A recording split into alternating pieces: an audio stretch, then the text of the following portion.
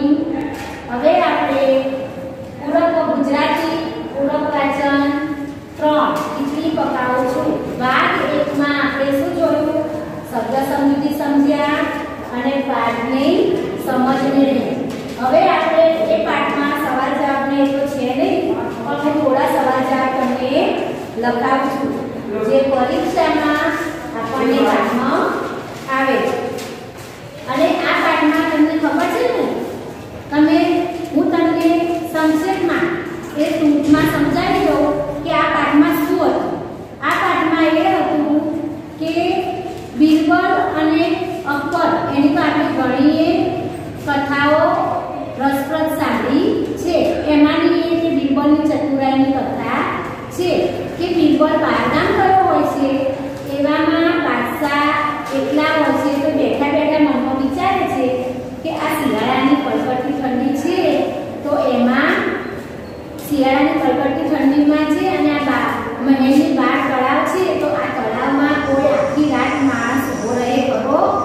તો એક દરબારી એમ કહે કે આમાં તો કોઈ ના ઉભો રહે। તો બીજો દરબારી એમ કહે છે કે તમે ઇનામ રાખો તો ઉભો રહે। તો એ બાદશાહ એની ઇનામ જાહેર કરે છે। ઇનામ જાહેર કરે છે એટલે એક નવજુવાન માણસ હોય છે એ આ શરત સ્વીકારે છે।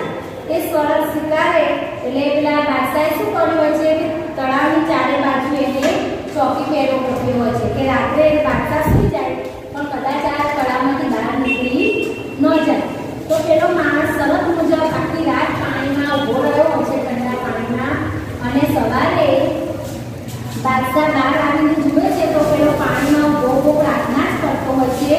અને એ પ્રાર્થના કરતો હોય છે તો બાદશાહ એને શાબાશી આપવા જતા હોય છે, અને શાબાશી આપવા જેવા જાય છે ત્યારે એક અતિથિ સિપાહી હોય છે દરબારી, એ એમ કહે છે કે એને મેં રાત્રે તાકતા જોયો। તો પેલો નવજુવાન શું કહે કે હું તો પાણીમાં છું, મેં અહીંયા તાક્યું નથી। તો કે હા મેં જોયો, મહેલમાં દીવો બળતો હતો, એ દીવાના પ્રકાશથી તમે અહીંયા ઊભા ઊભા તાકતા હતા, માટે તું જીવે છે। તો પછી બાદશાહ એને ઇનામ આપ્યા વિના જતા રહે છે। બાદશાહ ઇનામ આપ્યા વિના જતા રહે છે। પછી પેલો જે નવજુવાન હતો એને આખી શરત પ્રમાણે એને કામ કર્યું કે એને ઇનામ મળ્યું નહીં, તો એ આપણો મૂંઝાઈ ગયો અને જતો રહ્યો। ત્યાં પેલો બીરબલ હતો ને એ બહારગામ ગયો તો પાછો આવ્યો ત્યાં નવજુવાને શું કર્યું કે બીરબલ પાસે ગયો, કારણ કે બીરબલ ચતુર હતો અને એ ચતુર હતો ને બધાને ન્યાય અપાવે એવો હતો। તો બીરબલે જઈને બધી જ વાત જે બનતી એ બધી વાત એને કરી હતી। એટલે બીરબલે એમ કીધું તો તારે આવું જાનના જોખમે શરત મંજૂર શું કામ કરી દે? તો પેલો કે હું પણ ગરીબ માણસ છું, એટલે ઇનામ નહોતું હતું, એટલે મને એમ થયું કે હું આ શરત જીતી જઈશ તો મને ઇનામ મળશે અને મારું નસીબ ખુલી જશે, મારું ભાગ્ય ખુલી જશે। પણ મને શું ખબર કે મહારાજ આવું કરશે? તો પછી બીરબલ કે હા તું શાંત પડ, હું કંઈક કરું છું, જોઉં છું। તો હવે આ બાજુ પેલા અકબરને ખબર પડી બાદશાહને કે બીરબલ આવી ગયો છે। તો કે બીરબલ આવી ગયો છે તો કે એને બોલાવો। તો એના સિપાહીઓને બીરબલના ત્યાં એને બોલાવવા મોકલે છે। તો બીરબલ કહે છે કે તમે જઈને બાદશાહને એમ કહો કે મેં ખીચડી પકાવી છે, તો ખીચડી પાકે એટલે હું ખાઈ અને દરબારમાં આવું છું। તો કલાક થઈ ગયો તો પણ ના આવ્યો, તો ફરી સંદેશો મોકલ્યો, ફરી પાછો કલાક થયો તો પણ ના આવ્યો બીરબલ, તો ફરી મોકલ્યો। તો એને શું કર્યું કે હવે બાદશાહને રહેવાયું નહીં કે આટલા કલાકથી હું મોકલું છું તો કેમ આવતો નથી આ બીરબલ? તો બાદશાહ પોતે જ 2-3 સિપાહી અને દરબારને સૈનિકોને લઈ અને બીરબલના ઘરે ગયા। બીરબલને ખબર પડી બાદશાહ આવ્યો, તો બીરબલ તો વાડામાંથી દોડતો આમ બાદશાહ સામે આવ્યો અને કે બાદશાહજી હજુ મારી ખીચડી પાકી નથી, જો ખીચડી તો બોલો હું ભૂખ્યો આવી જાઉં તો તમને ખાતરી ના થતી હોય તો તમે આવીને જોઈ જાઓ। તો પેલો બાદશાહ અંદર જોવા જાય છે કે કેવી ખીચડી પકાય છે પાકી નથી। તો જ્યાં એ બાદશાહ અંદર વાડામાં જાય છે અને જોવે છે તો આમ કરીને આમ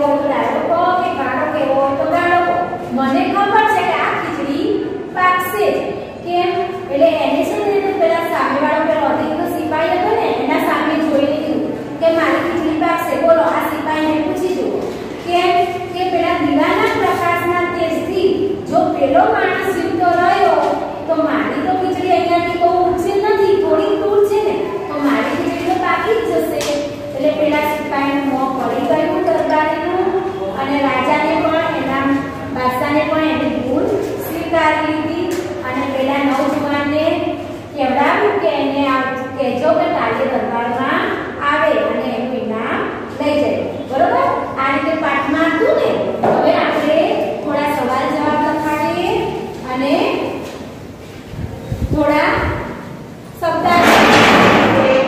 લખી દેજો બરાબર હવે જુઓ સ્વાધ્યાય લખવાનું છે આ બધું તમારે નોટમાં જ લખવાનું છે વિષયની નોટમાં જ લખવાનું છે નીચેના દરેક પ્રશ્નના આપેલા વિકલ્પમાંથી સાચો વિકલ્પ શોધો પ્રશ્ન 1 વિકલ્પ લખો બાદશાહે તળાવ પાસે આવીને જોયું ત્યારે નવજુવાન શું કરતો હતો જ્યારે બાદશાહ આવ્યા ને સવારે અને તળાવ પાસે આવીને જોયું ત્યારે શું કરતો હતો તો ઊભો પ્રાર્થના કરતો હતો નવજુવાન શું કરતો હતો ઊભો પ્રાર્થના કરતો હતો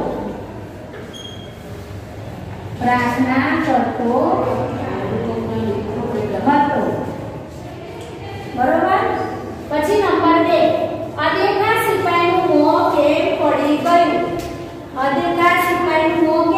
ગયું કારણ કે એની કપટ ભરી નીતિ ખુલ્લી પડી ગઈ હતી તેની કપટ ભરી નીતિ ખુલ્લી પડી ગઈ નથી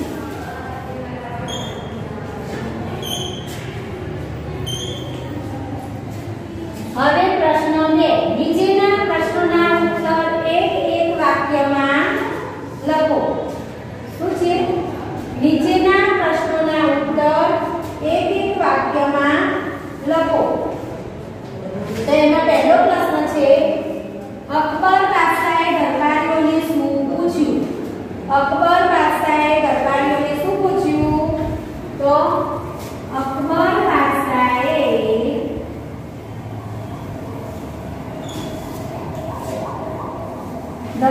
મહેલની પાસેના તળાવમાં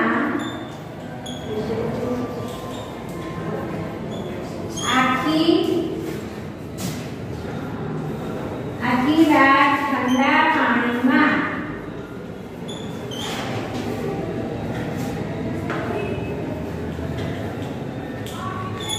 કોઈ ઊભો રહે ખરો આવું પૂછ્યું અકબર બાદશાહે દરબારીઓને શું પૂછ્યું મહેલની પાસેના તળાવમાં આખી રાત ઠંડા પાણીમાં કોઈ ઊભો રહે ખરો એમાં પ્રશ્ન નંબર 2 ઇનામની શરત કોણે સ્વીકારી ઇનામની શરત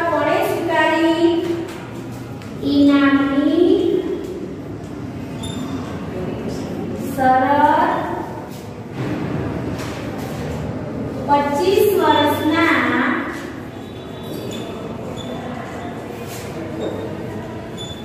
નવજુવાન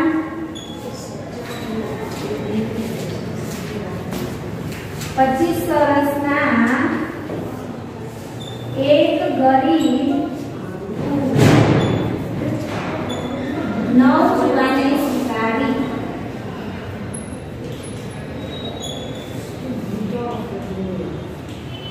ઇનામની શરત કોને સ્વીકારી ઇનામની શરત 25 વર્ષના એક ગરીબ નવજુવાને સ્વીકારી નવજુવાને શા માટે જીવને જોખમમાં મૂક્યો પ્રશ્ન 3 નવજુવાને શા માટે જીવને જોખમમાં મૂક્યો નવજુવાન તો જવાબ હશે નવજુવાન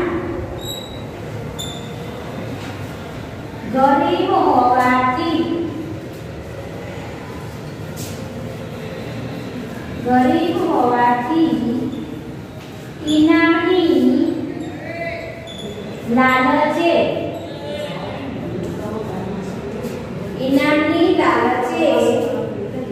તેણે પોતાનો જીવ જોખમમાં મૂક્યો. બરોબર. નવજુવાને શા માટે જીવને જોખમમાં મૂક્યો?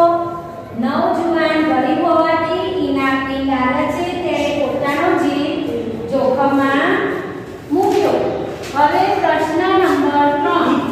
નીચેના વાક્યો કોણ બોલે છે અને કોને કહે છે? બરોબર. નીચેના વાક્યો કોણ બોલે છે અને કોને કહે છે? એમાં 1 નંબરનું ઉદાહરણ પૈસો અજબ ચીજ છે. આ વાક્ય કોણ બોલે છે? કોણ બોલે તું? એક દરબારી બોલે તો ને? એક દરબારી બોલે તો અને કોને કહે તું? બાદશાહને. આ વાક્ય એક દરબારી બોલે છે. કોને કહે છે? બાદશાહને કહે છે. બાદશાહને કહે છે. હું તાકતો હતો. આવો ઘોડો શા માટે કપાવે છે? આ કોણ બોલે છે? નવજુવાન બોલતો હતો ને? આ વાક્ય નવજુવાન બોલે છે.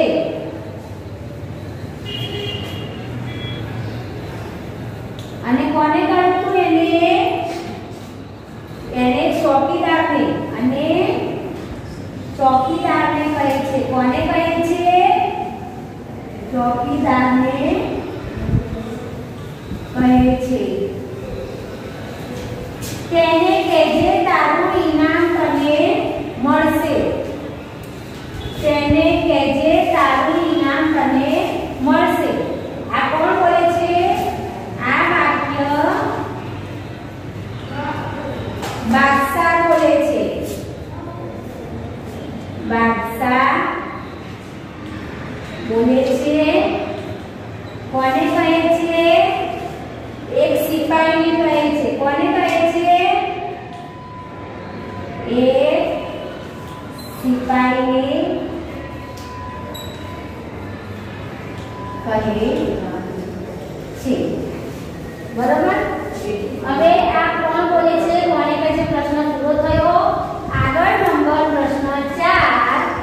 નીચે ખરા વાક્ય સામે ખરાની અને ખોટા વાક્ય સામે ખોટાની નિશાની કરો. બરોબર. એમાં નંબર 1 છે બાદશાહે મોટા ઇનામની જાહેરાત કરી. બાદશાહે મોટા ઇનામની જાહેરાત કરી. સાચું કે ખોટું? કોણે કરી ઇનામની જાહેરાત? બાદશાહે. તો શું આવશે? સાચું. શું આવશે? સાચું. હવે નંબર 2. અદેખા ચોકીદારને બાદશાહે ધન્યવાદ આપ્યો. અદેખા ચોકીદારને બાદશાહે ધન્યવાદ આપ્યો. બાદશાહે ધન્યવાદ આપ્યો તો એને નહોતો આપ્યો. શું આવશે? ખોટું. બિરબલે નવજુવાનને ઇનામ આપ્યું. ત્રીજું વાક્ય બિરબલે નવજુવાનને ઇનામ આપ્યું. શું આવશે? સાચું. એને જ ઇનામ અપાવ્યું ને? બાદશાહે અટકાવી ના પાડી ચોકીદારના હિસાબથી. તો બિરબલે જેને ઇનામ અપાવડાવ્યું ને, એટલે સાચું. હવે પ્રશ્ન 5. નીચેના શબ્દોના સમાનાર્થી શબ્દ લખો. નીચેના પ્રશ્નોના સમાનાર્થી શબ્દ લખો. એમાં 1 નંબર છે હિંમત. હિંમત એટલે શક્તિ. હિંમત એટલે શક્તિ, તાકાત. પછી નંબર 2 ઇનામ. ઇનામ એટલે સિરપાવ. સિરપાવ પણ કહેવાય અને પુરસ્કાર પણ કહેવાય. શું કહેવાય? પુરસ્કાર પણ કહેવાય. પછી અદેખો. અદેખો એટલે ઈર્ષ્યાળુ. અદેખો એટલે ઈર્ષ્યાળુ. બરોબર.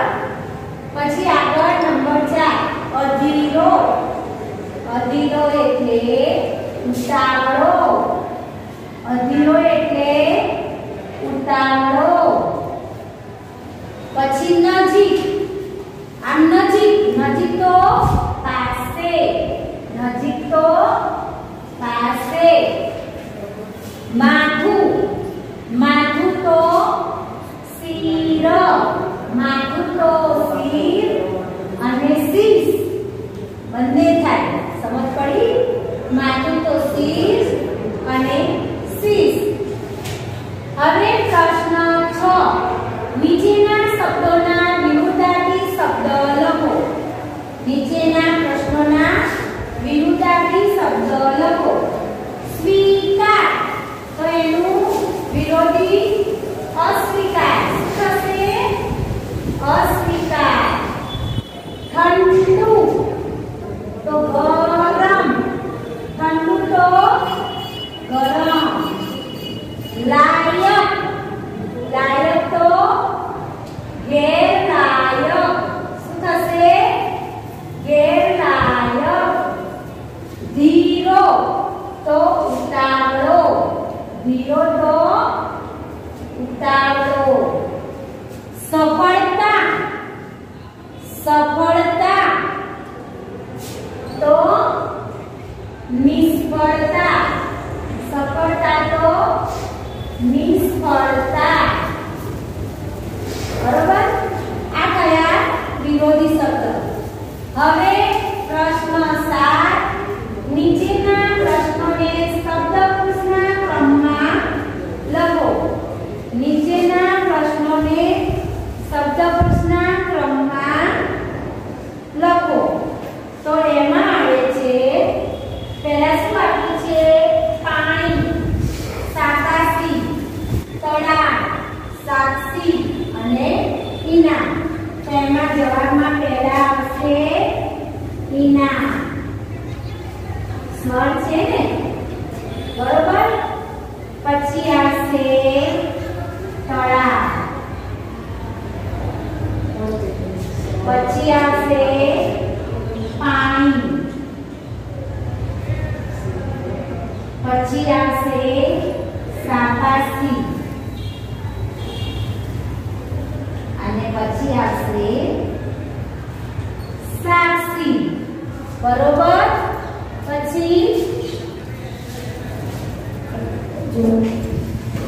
ચલો હવે આપણે આ 7 પ્રશ્નો પૂરા થયા. હવે એક આખો પ્રશ્ન છે જે 2-3 વાક્યમાં પ્રશ્નનો જવાબ આપવાનો છે.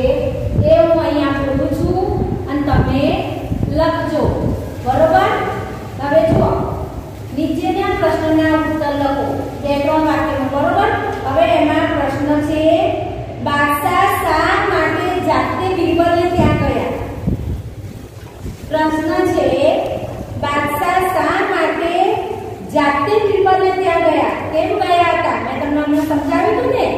તો બાદશાહે બીરબલને દરબારમાં આવા સંદેશો મોકલ્યો, પણ 2 કલાક થવા છતાં બીરબલની ખીચડી કેમ ચડી નથી? શું હતું? 2 કલાક થવા છતાં બીરબલની ખીચડી કેમ ચડી નથી તેની તપાસ કરવા માટે બાદશાહ જાતે બીરબલને ત્યાં ગયા. બરોબર? હવે એમાં પ્રશ્ન 2. પ્રશ્ન 2. બાદશાહ આશ્ચર્યમાં ડૂબી ગયા. બાદશાહ આશ્ચર્યમાં ડૂબી ગયા. કેમ આશ્ચર્યમાં ડૂબી ગયા? મેં પાઠમાં સમજાવ્યું હતું ને કે બાદશાહ ગયા, પછી ત્યાં જઈને એમને જોયું તો બાદશાહે બીરબલના વાડામાં એક દ્રશ્ય જોયું. 3 વાંસને જમીન પર ઊભા રાખીને, આમ 3 વાંસને જમીન પર ઊભા રાખીને એ ત્રણેયના મથાળે એક સાથે બાંધ્યા અને બાંધેલા વાંસની અધ વચ્ચે એક હાંડલી ટાંકી. શું કરી? હાંડલી ટાંકી હતી. નીચે જમીન પર ચૂલો સળગાવ્યો હતો. બીરબલ હાંડલીની ખીચડી ચડવાની આશાએ બેઠો હતો. બીરબલ શું કરી રહ્યો હતો? કે ખીચડી ચડે એની આશાએ બેઠો હતો. આ દ્રશ્ય જોઈને બાદશાહ આશ્ચર્યમાં પડી ગયા. બાદશાહ કેમ પડી ગયા આશ્ચર્યમાં? એને દ્રશ્ય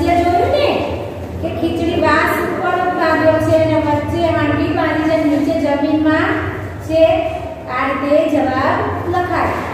એમાં પ્રશ્ન 3 બિરબલે નવજુવાનની વાત બાદશાહને કેવી રીતે કહી? પ્રશ્ન 3 બિરબલે નવજુવાનની વાત બાદશાહને કેવી રીતે કહી? તો એનો જવાબ છે બિરબલે નવજુવાનની વાત બાદશાહને સમજાવતા કહ્યું, દૂરથી મહેલની નાની દીવાની ગરમી નવજુવાનને મળી, તેથી તે જીવી ગયો। દીવો તો દૂર હતો, પણ આ ચૂલો તો હાંડીની નજીક છે, મારી ખીચડી જરૂર રંધાશે।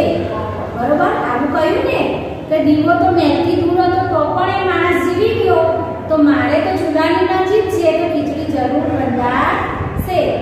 આવી વાત કરીને એને બાદશાહને સમજાવી। બરોબર, મેં તમને આ બધું લખાઈ દીધું, આ સવાલ જવાબ જે બધું લખાયું એ બધું તમારે વિષય